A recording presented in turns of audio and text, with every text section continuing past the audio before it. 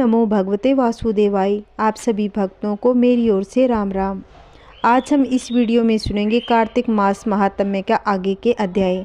अगर आपने अभी तक 17 अध्याय नहीं सुने हैं तो मेरे चैनल पर अपलोडेड है, आप सुन सकते हैं। आइए अब आगे 18वां अध्याय रसपान करते हैं। अब रौद्र रूप महाप्रभु शंकर नंदी पर चढ़कर युद्ध भूमि में आए। उनको आया देखकर उनके पराजित गण फिर लौट आए और सिंहनाद करते हुए आयुधों से दैत्यों पर प्रहार करने लगे।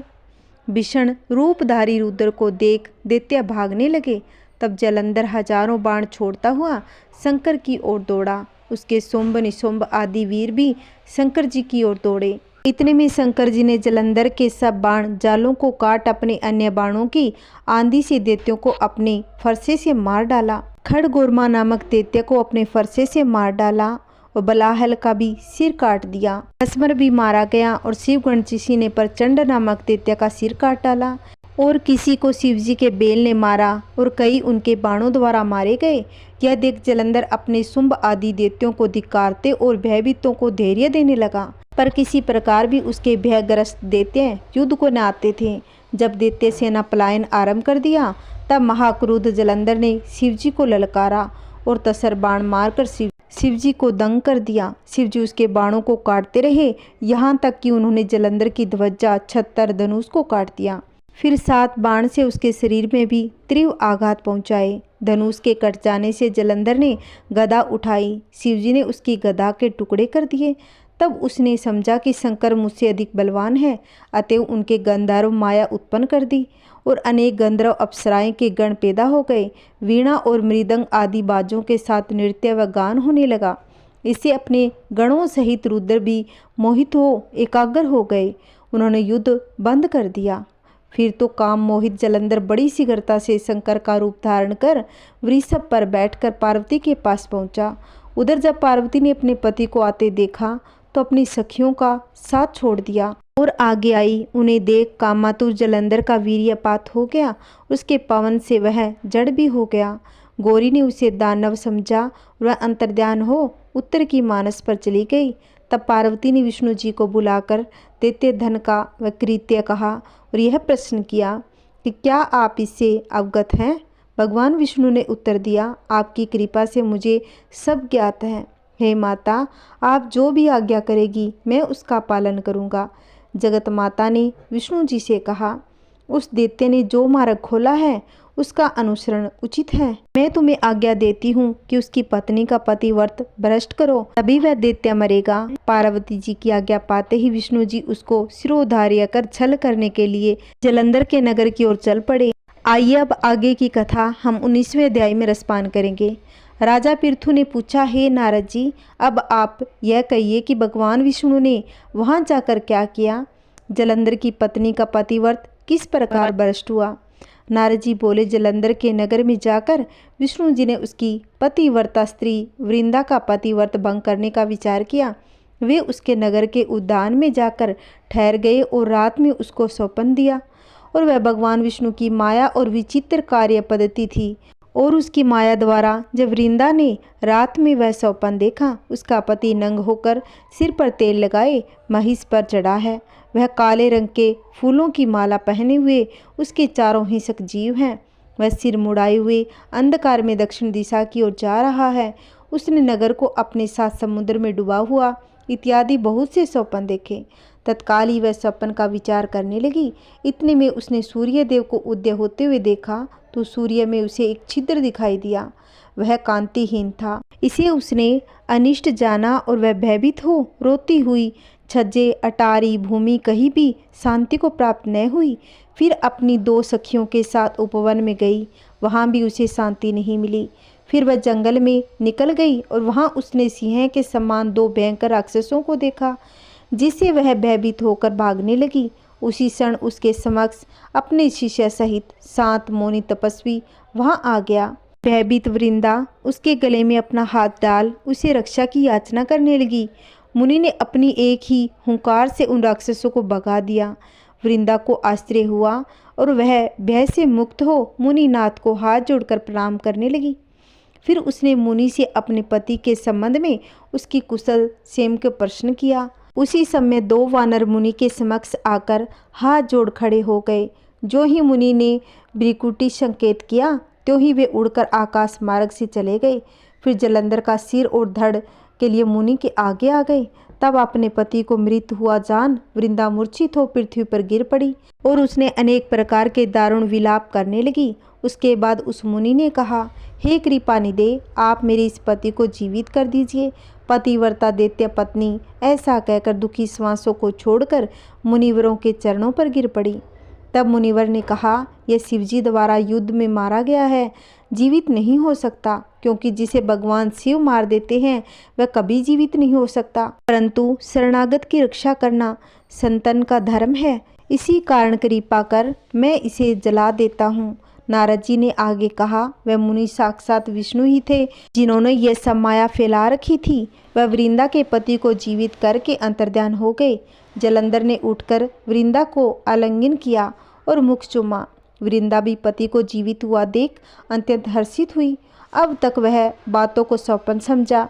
उसके बाद वृंदा सकाम हो बहुत दिनों तक अपने पति के साथ विहार कर रही थी। एक बार सूरत एवं संभोग काल के अंत में उन्हीं विष्णु को देखकर उन्हें पीड़ित करती हुई बोली, हे पराई स्त्री के गमन करने वाले विष्णु, तुम्हारे शील को धिक्कार है। मैंने जान लिया कि मायावी तपस्वी तुम ही हो। इस प्रकार कहकर कुपित पतिव्रता वृंदा ने अपने तेज को प्रकट करते हुए भगवान विष्णु को श्राप दिया। तुमने माया से दो राक्षस मुझे दिखाए थे, वही दोनों राक्षस किसी समय तुम्हारी स्त्री का हरण करेंगे। तो तुम्हारा शिष्य बना है, यह भी तुम्हारा साथी रहेगा। जब तुम अपनी स्त्री से विरह में दुखी होकर विचरोगे, उस समय वानर ही तुम्हारी सहायता करेंगे। ऐसा कहती हुई पतिव्रता वृंदा अग्नि में प्रवेश कर गई। ब्रह्मा आदि देवता आकाश से उसका प्रवेश देखते रहे। वृंदा के शरीर का तेज पार्वती जी के शरीर में चला गया। पतिव्रत के प्रभाव से वृंदा ने मुक्ति प्राप्त की। ये आगे की कथा हम आगे 20वें अध्याय में सुनेंगे। अब राजा पृथु ने पूछा कि हे देव ऋषि नारद, इसके बाद युद्ध में क्या हुआ तथा वह दैत्य जलंधर किस प्रकार मारा गया? कृपा मुझे वह कथा सुनाइए। नारद जी बोले, जब गिरजा वहां से अदृश्य हो गई और गंधर्वी माया भी विलीन हो गई, तब भगवान वृषभध्वज चैतन्य हो गए। उन्होंने लौकिकता व्यक्त करते हुए बड़ा क्रोध किया और जलंधर से युद्ध करने लगे। जलंधर शंकर के बाणों को काटने लगा, परंतु जब काट नहीं सका तब उसने उन्हें मोहित करने के लिए माया की पार्वती का निर्माण कर अपने रथ पर बांध लिया। तब अपनी प्रिया पार्वती को इस प्रकार कष्ट में पड़ा देख लौकिक लीला दिखाते हुए शंकर भी व्याकुल हो गए। शंकर जी ने भयंकर रौद्र रूप धारण कर लिया। अब उसने रौद्र रूप को देख कोई भी दैत्य उनके सामने खड़ा होने में समर्थ न हो सका। सब भागने छिपने लगे, यहाँ तक कि शुंभ निशुंभ भी समर्थ न हो सके। शिवजी ने उन शुंभ निशुंभ को शाप देकर बड़ा धिक्कारा और कहा, तुम दोनों ने मेरा बड़ा अपराध किया। तुम युद्ध से भागते हो, भागते हुए को मारना पाप है, इसे मैं तुम्हें अब नहीं मारूंगा, परंतु गौरी तुमको अवश्य मारेगी। शिवजी के ऐसा कहने पर सागर पुत्र जलंधर क्रोध से अग्नि से स्मार प्रज्वलित हो उठा। उसने शिवजी पर घोर बाण बरसाकर धरती पर अंधकार कर दिया। तब उस दैत्य की ऐसी चेष्टा देखकर शंकर जी बड़े क्रोधित हुए तथा उन्होंने अपने चरणांगुष्ठ से बनाए हुए सुदर्शन चक्र को चलाकर उसका सिर काट दिया। एक प्रचंड शब्द के साथ उसका सिर पृथ्वी पर गिर पड़ा और अंजन पर्वत के समान उसके शरीर के दो खंड हो गए। उसके रुधिर के संग्राम भूमि व्याप्त हो गई और शिव आज्ञा से उसका रक्त और मांस महागौरव में जाकर रक्त का कुंड हो गया। उसके शरीर का तेज निकलकर शंकर जी में वैसे ही प्रवेश कर गया जैसे वृंदा का तेज गौरी के शरीर में प्रविष्ट हुआ था। जलंधर को मरा देख देवता और सब गंधर्व प्रसन्न हो गए। माँ शारदा की प्रेरणा स्वयं सहाय। ये आगे की कथा हम 21वें अध्याय में सुनेंगे। अब ब्रह्मा आदि देवता नतमस्तक होकर भगवान शिव की स्तुति करने लगे। वे बोले, हे देवादिदेव, आप प्रकृति से परे पर ब्रह्मा और परमेश्वर हैं। आप निर्गुण निर्विकार और सबके ईश्वर होकर भी नित्य अनेक प्रकार के कर्मों को करते हैं। हे प्रभु, हम ब्रह्मा आदि समस्त देवता आपके दास हैं। हे शंकर जी, हे देवेश, आप प्रसन्न होकर हमारी रक्षा कीजिए। हे शिव जी, हम आपकी प्रजा हैं, हम सदैव आपकी शरण में रहते हैं। नारद जी राजा पृथु से बोले, जब इस प्रकार ब्रह्मा आदि समस्त देवता एवं मुनियों ने भगवान शरण की अनेक प्रकार से स्तुति करके उनके चरण कमलों का ध्यान किया, तब भगवान शिव देवताओं को वरदान देकर वहीं अंतर्ध्यान हो गए। उसके बाद शिव जी का यशोगान करते हुए सभी देवता प्रसन्न होकर अपने अपने लोक को चले गए। भगवान शंकर के साथ सागर पुत्र जलंधर का युद्ध चरित्र पुण्य प्रदान करने वाला तथा समस्त पापों को नष्ट करने वाला है। ये सभी सुखदायक और शिव को भी आनंदमय, और इन दोनों आख्यानों को पढ़ते और सुनने वाला सुखों को भोगकर अंत में अमर पद को प्राप्त करता है। आइए हम आगे की कथा 22वें अध्याय में रसपान करें। राजा पृथु ने नारद जी से पूछा, हे देव ऋषि, कृपा आप अब मुझे ये बताइए कि वृंदा को मोहित करके विष्णु जी ने क्या किया, फिर वह कहाँ गए। जब देवता स्तुति कर मौन हो गए, तब शंकर जी ने सब देवताओं से कहा, हे ब्रह्मा आदि देवताओं, जलंधर तो मेरा ही अंश है, उसे मैंने तुम्हारे लिए नहीं मारा, यह मेरी संसारिक लीला थी। फिर भी आप लोग सत्य कहिए कि इससे आप सुखी है या नहीं। तब ब्रह्मा आदि देवताओं के नेत्र से हर्ष से खिल उठे। उन्होंने शिव जी को प्रणाम कर विष्णु जी का वह सब वृत्तांत कह सुनाया जो उन्होंने बड़े प्रयत्न से वृंदा को मोहित किया था, तथा वह अग्नि में प्रवेश कर परम गति को प्राप्त हुई थी।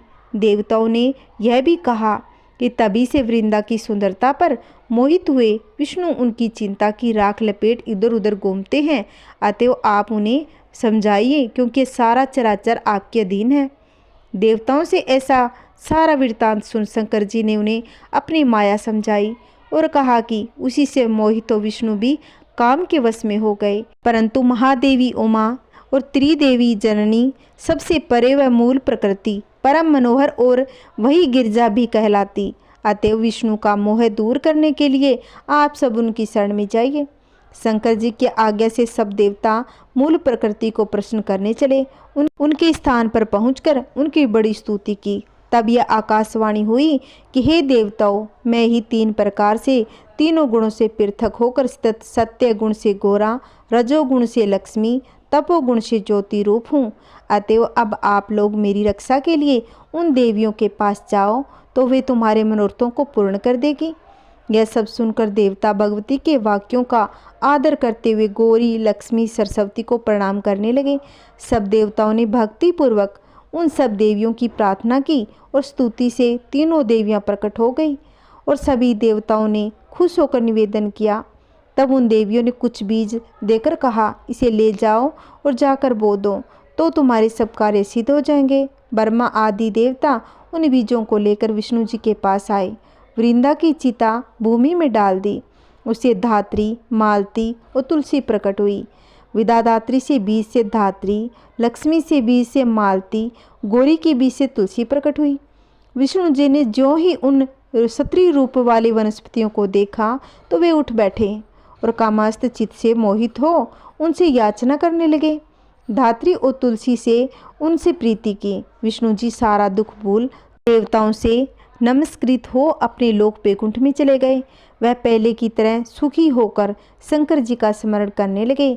यह आख्यात शिव जी की भक्ति देने वाला है। भक्तों कृष्ण जी की आरती सुनते हैं। आरती कुंज बिहारी की, श्रीधर कृष्ण मुरारी की। आरती कुंज बिहारी की, श्रीधर कृष्ण मुरारी की। गले में वैजयंती माला, बजावे मुरली मधुर बाला। श्रवण में कुंडल झलकाता, नंद के आनंद नंद लाला। गगन सम अंग कांति काली, राधिका चमक रही आली। आरती कुंज बिहारी की, श्रीधर कृष्ण मुरारी की। आरती कुंज बिहारी की, श्रीधर कृष्ण मुरारी की। मरमरसी अलक, कस्तूरी तिलक, चंद्र सी झलक, ललित छवि श्यामा प्यारी की। श्रीधर कृष्ण मुरारी की। कननमय मोर मुकुट बिल से, देवता दर्शन को तरसे। आरती कुंज बिहारी की, श्रीधर कृष्ण मुरारी की। बजे मुरचंग मधुर मृदंग, ग्वालिनी संग अतुल रति गोप कुमारी की, श्रीधर कृष्ण मुरारी की। जहाँ ते प्रगट बही गंगा, कलुष कलिहारिणी श्री गंगा। आरती कुंज बिहारी की, श्रीधर कृष्ण मुरारी की। हसी शिव के शीश जटा के बीच, हरे अग कीच चरण छवि श्री बनवारी की, श्रीधर कृष्ण मुरारी की। चमकती उज्ज्वल तट रेणु, बज रही वृंदावन बेनु। आरती कुंज बिहारी की, श्रीधर कृष्ण मुरारी की। बोलिए कुंज बिहारी की जय हो। अगर आपको मेरी कहानी अच्छी लगती हो तो प्लीज़ मेरे चैनल को सब्सक्राइब करें, लाइक करें और कमेंट में बताना मेरी कहानी आपको कैसी लगती है। अगर आपको मेरी कहानी सुनना पसंद है तो आप मेरे चैनल को सब्सक्राइब करें, जिससे आने वाली वीडियो की नोटिफिकेशन आपको मिलती रहेगी। ओम नमः शिवाय। जय श्री कृष्णा, जय महादेव। मेरे सभी प्यारे प्यारे भक्तों को मेरी ओर से राम राम।